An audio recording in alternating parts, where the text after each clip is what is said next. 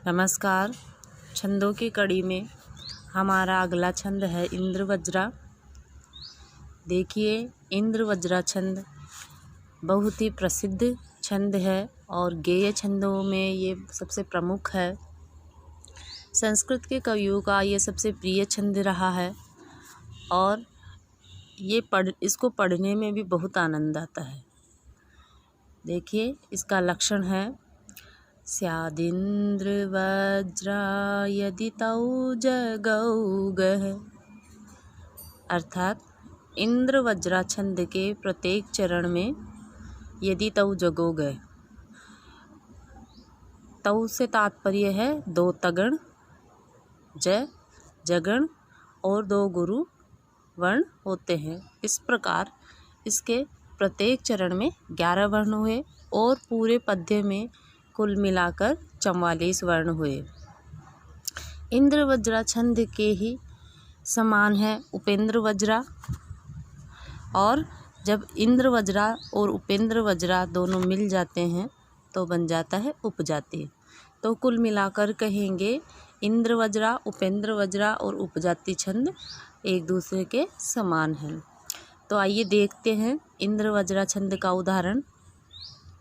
अर्थो हि कन्या परकीयैव तामद्य सम्प्रेष्य परिग्रहीतु जातो ममायं विशदः प्रकामं प्रत्यर्पिन्यास इवान्तरात्मा। देखिए, जितना प्रसिद्ध, जितना प्यारा ये छंद है, उतना ही प्रसिद्ध ये श्लोक आया है जो अभिज्ञान शाकुंतलम के चतुर्थ अंक का अंतिम श्लोक है। इसमें महाकवि कालिदास ने ऋषि कण्व की मनोस्थिति का वर्णन किया है कि जब शकुंतला पति गृह को जाती है तो ऋषि कण्व को कैसा महसूस होता है। महर्षि कण्व कहते हैं कि शकुंतला को पति के घर भेजकर मुझे निश्चिंतता मिली है, क्योंकि कन्या सचमुच पराया धन होती है। आज उसे पति के पास भेजकर मेरा यह हृदय या मन उसी प्रकार अत्यंत प्रसन्न है जिस प्रकार मैंने किसी की धरोहर लौटा दी हो। तो इस प्रकार से इस श्लोक में हम छंद का नियम लगाकर देखेंगे।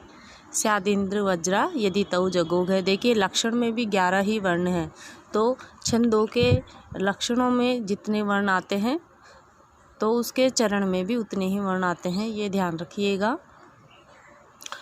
तो स्यादिंद्र वज्रा यदि तौ जगोगः जो लक्षण है हम लगा के देखेंगे। पहले देखेंगे कि चारों चरणों में 11 वर्ण है कि नहीं। तो इस प्रकार से अर्थो ही कन्या इस श्लोक में प्रत्येक चरण में 11-11 वर्ण है। अर्थो 1 2 3 4 5 6 7 8 9 10 11। तो इस प्रकार से 11-11 वर्ण हुए और उसके बाद में है यदि तौ जगोगः है, तो प्रथम 2 तगण 1 जगण और 2 गुरुवर्ण। तो अर्थो ही इन अ में अ गुरुवर्ण है, क्योंकि थो इस संयुक्त वर्ण से पहले आया है इसलिए। फिर थो में गुरु ही लघु, तो ये हो गया तगण। फिर है कन्याप, इसमें भी तगण है, गुरु गुरु लघु। फिर है जगण र की ये, इसमें जगण है, ए गुरु वर्ण है और वह यद्यपि लघु है लेकिन आवश्यकता यहाँ पे गुरु वर्ण की थी, तो ये हमने आवश्यकता अनुसार पद के अंत में इस लघु वर्ण को गुरु मान लिया है। तो इस प्रकार से छंद का जो ये नियम है यहाँ पे लग रहा है। इसी प्रकार से अन्य जो बचे हुए 3 चरण हैं उसमें भी ये नियम लग जाएगा। फिर इसके आगे है उपेंद्र वज्रा। उपेंद्र वज्रा, देखिए, उपेंद्र वज्रा छंद यद्यपि अभिज्ञान शाकुंतलम में इसका प्रयोग नहीं हुआ है, फिर भी उपजाति को पढ़ने के लिए हम इसे देखते हैं। देखिए, इसका लक्षण है उपेंद्र वज्रा जत जास ततो गौ। अर्थात इसमें गणों की व्यवस्था जत जास जगण, तगण और जगण होगी और प्रत्येक चरण में वर्णों की संख्या 11 होगी। तो इस प्रकार से ये इंद्र वज्रा के आगे का छंद है। और देखिए, यदि इंद्र वज्रा छंद का प्रथम अक्षर लघु हो तो उसे उपेंद्र वज्रा कहेंगे, अर्थात तगण के स्थान पर अगर जगण आ जाएगा तो वो उपेंद्र वज्रा हो जाएगा। अब है उपजाति छंद। देखिए, छंदों में अगर बात करें तो ये सबसे प्रमुख छंदों में से आता है, गेय छंदों में से। और महाकवि कालिदास ने रघुवंश महाकाव्य के द्वितीय सर्ग दिलीप द्वारा गौ सेवा का जो वर्णन किया है द्वितीय सर्ग में, उसमें भी उपजाति का प्रयोग किया है। बहुत ही सुंदर छंद है। और इसका लक्षण देखिए, अनंत रोदीरितलक्ष्म भाजौ पादौ यदीयामुपजातयस्तः इत्थं किलान्यास्वपि मिश्रितासु वदन्ति जातिष्विदमेव नाम। अर्थात इंद्र वज्रा में तगण, तगण, जगण और 2 गुरुवर्ण होते हैं, जबकि हमने देखा कि उपेंद्र वज्रा में जगण, तगण, जगण और 2 गुरुवर्ण होते हैं। अगर इन दोनों के लक्षणों से युक्त जिस छंद के चरण हो उसे उपजाति कहेंगे। तो कहने का भाव ये है कि जिस छंद में इंद्र वज्रा और उपेंद्र वज्रा दोनों का मिश्रण होगा उसे उपजाति छंद कहेंगे। तो यहाँ पे उदाहरण आया है अभिज्ञान शाकुंतलम का। शम प्रधानेषु तपोधनेषु गूढ़ं हि दाहात्मकमस्ति तेज स्पर्शानुकूला इव सूर्यकान्ता तदन्यतेजोऽभिभवात्वमन्ति। अर्थात इस श्लोक में राजा दुष्यंत सेनापति से कहते हैं कि शांति प्रधान तपस्वियों में ज्वलनशील तेज छिपा रहता है। स्पर्श करने योग्य सूर्य किरण के संपर्क से जल उठने वाली सूर्यकांत मणि के समान ये तपस्वी अन्य तेज से अभिभूत होकर उस गूढ़ तेज को उगलने लगते हैं, अर्थात प्रकट कर देते हैं। यहाँ पर इसमें पहले चरण में देखेंगे शम प्र, ये हुआ जगण, धानेषु तगण, तपोध जगण, नेषु 2 गुरुवर्ण है, अर्थात उपेंद्र वज्रा है।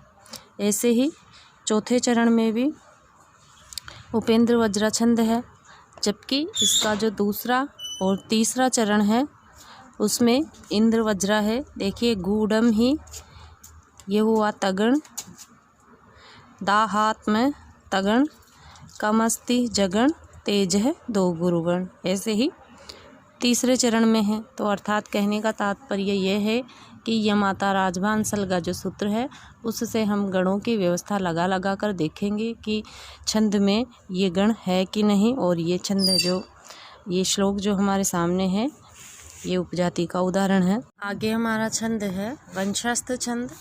वंशस्थ छंद का लक्षण है जतौ तु वंशस्थमुदीरितं जरौ। अर्थात इसके प्रत्येक चरण में 12 वर्ण होते हैं। यह एक समवृत्त है, तो कुल वर्णों की संख्या हो गई 48। और गणों की व्यवस्था इसमें इस प्रकार से होगी जतौ तु वंशस्थमुदीरितं जरौ। अर्थात जगण, तगण, जगण और रगण। तो अब हमारा उदाहरण है इदं किला व्याजमनोहरं वपु तपः क्षमं साधयितुं य इच्छति ध्रुवं स नीलोत्पलपत्रधारया क्षमीलतां छेतुं ऋषि व्यवस्यति।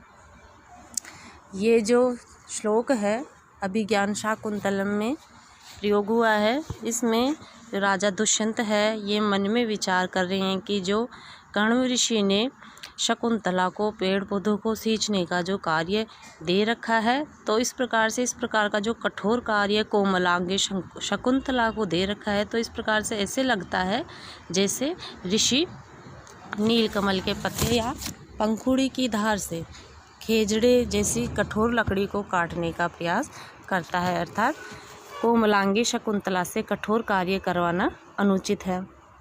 तो हम वंशस्थ छंद के लक्षणों को उदाहरण में लगा के देखेंगे। हमें चाहिए जगण, तगण, जगण और रगण। इदम की इसमें है जगण, लाव्याज इसमें है तगण, मनो है इसमें है जगण और रम व पू ये है रगण। इस प्रकार से शेष बचे हुए तीनों चरणों में भी यही व्यवस्था लगेगी। इस प्रकार से अब ये हुआ वंशस्थ छंद। अब है पुष्पिताग्रा छंद। ये अर्ध समवृत्त है।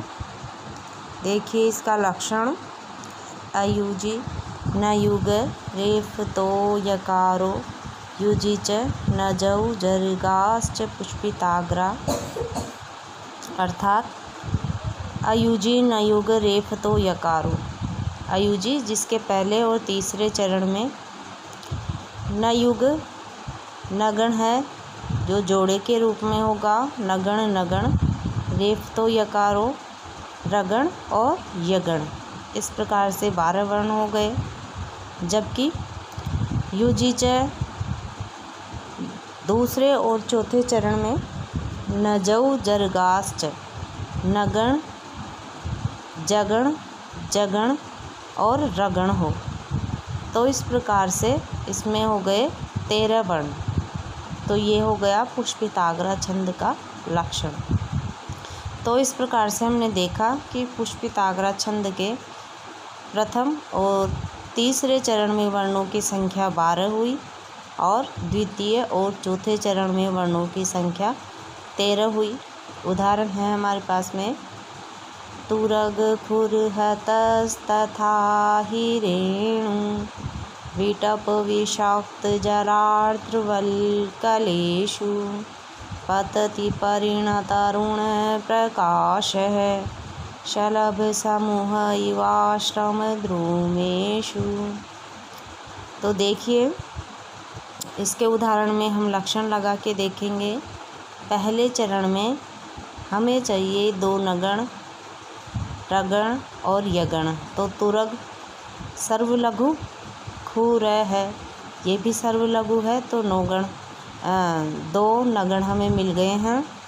उसके बाद में है रगण, तो रगण के लिए राज भा अर्थात गुरु लघु और गुरु हमें चाहिए, तो वही हमारे सामने है तय गुरु, स्त लघु और था गुरु हो गया, तो रगण भी हमें मिल गया। उसके बाद में है यगण, तो य मा ता अर्थात लघु गुरु, गुरु हमें चाहिए तो ही यहाँ पे लघु है ही, रे गुरु और णु गुरु।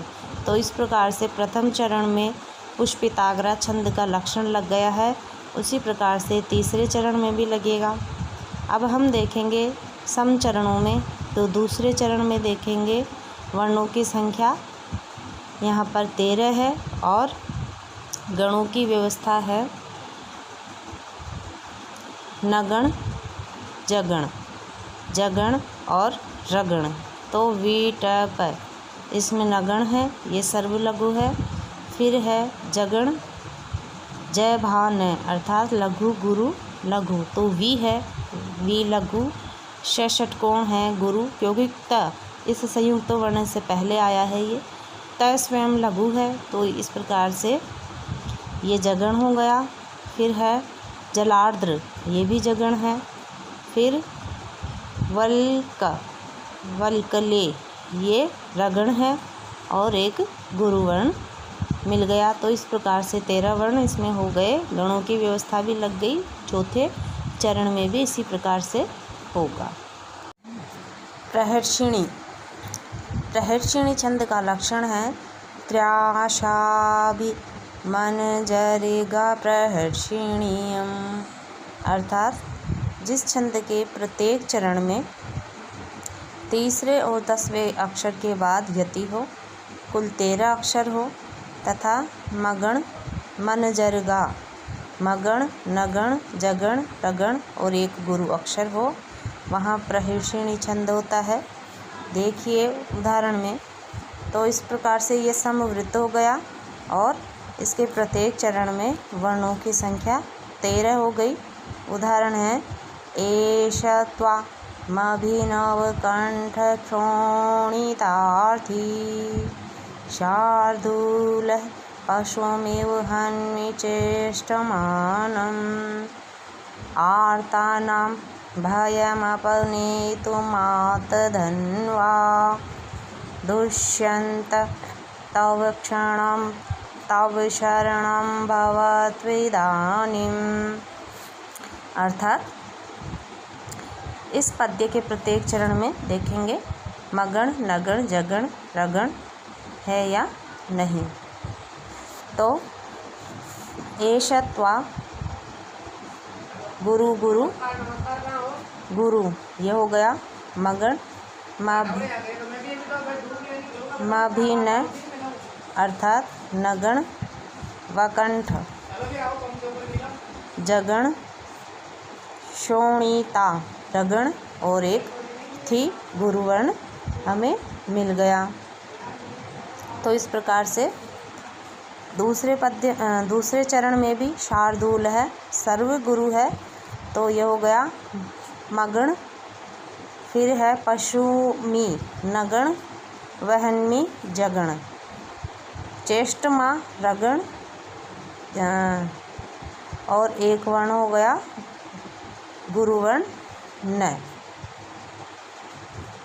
तो इस प्रकार से इसमें इस छंद का लक्षण लग रहा है। अब है रुचिरा छंद। रुचिरा छंद का लक्षण है चतुर्ग्रह रुचिरा जबौ सजौ गह।